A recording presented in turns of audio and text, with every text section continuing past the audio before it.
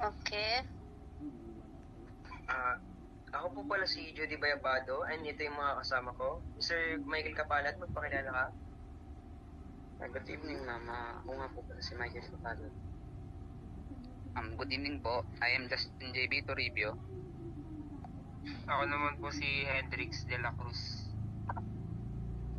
Good evening din po, I'm Melrose Gimaan. Good evening po, ako po si Bernadette Lumbo. And we are from BTVD 13. May ilan po kaming katanungan, ma'am, regarding po sa personal na buhay niyo abroad. And ito po yung unang question po. What is your job po or ano po yung trabaho mo dyan sa ibang bansa? Beautician. I am working in salon. Sa salon po, ano po yung madalas niyo na ginagawa po? Mostly hairstyle. Okay, thank you. Second question, Mr. Hendrix. Good evening po. Ito naman po yung second question. About po sa living condition nyo or yung pamumuhay nyo ngayon dyan sa ibang bansa. About my life here, Yes po, ma'am. sometimes happy, sometimes sad because my family is far for me. Thank you po. Third question, Mrs. Melrose. Hi po ma'am, good evening.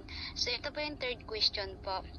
Ano po yung mga policies or rules po na pinapatupad po dyan, tsaka po yung hindi po pinagbabawal po dyan ng mga batas?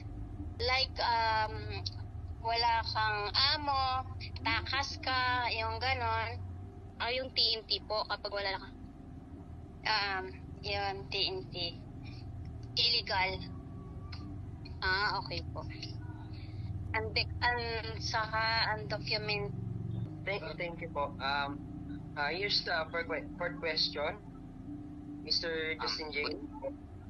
Good evening po. Ito po yung fourth question. Ano po ang mga personal ideas or pwede nyo pong ma-advise sa mga taong gustong mag-ibang bansa? Ang masasabi ko lang na gusto mag-abroad, pag-isipan ng maigi kasi it's not easy about the situation here kasi baka pagdating mo dito saka ka na homesick. Kaya pag-isipan nyo maigi pag gusto nyo mag-abroad kasi mahirap na lahat sa pamilya. Sige po. Kailangan pag-isipan mo talaga ng mabuti na dito ka pa na mag-abroad. Ganun, kumbaga, meron ka talaga sanang pag-uugutan ng ng lakas, ganun. Ayan, thank you, tita. So, Mr. Kapalat, fifth question. Good evening, ma'am. May additional lang po. Okay. Ano pong masasabi niyo sa pamumuhay niyo po?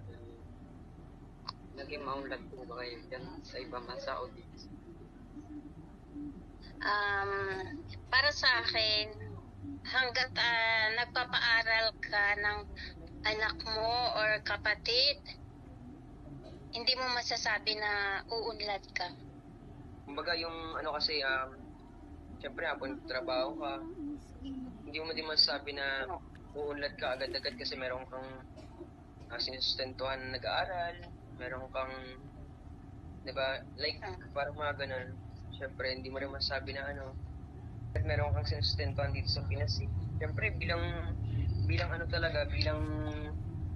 OFW, syempre mahirap talaga. Mahirap. Hindi siya, kumbaga swertihan eh. Meron kasing iba na pagdating abroad, agad, ganun. Kumbaga, kumita agad ng malaki. Ganun, basic na lang. Ganun. So, yun ma'am. Thank you so much. And good evening. Ma'am, thank you very much po ma'am sa pagsagot ng question namin. So, it is Thank you, tita. Thank you po. Pleasure.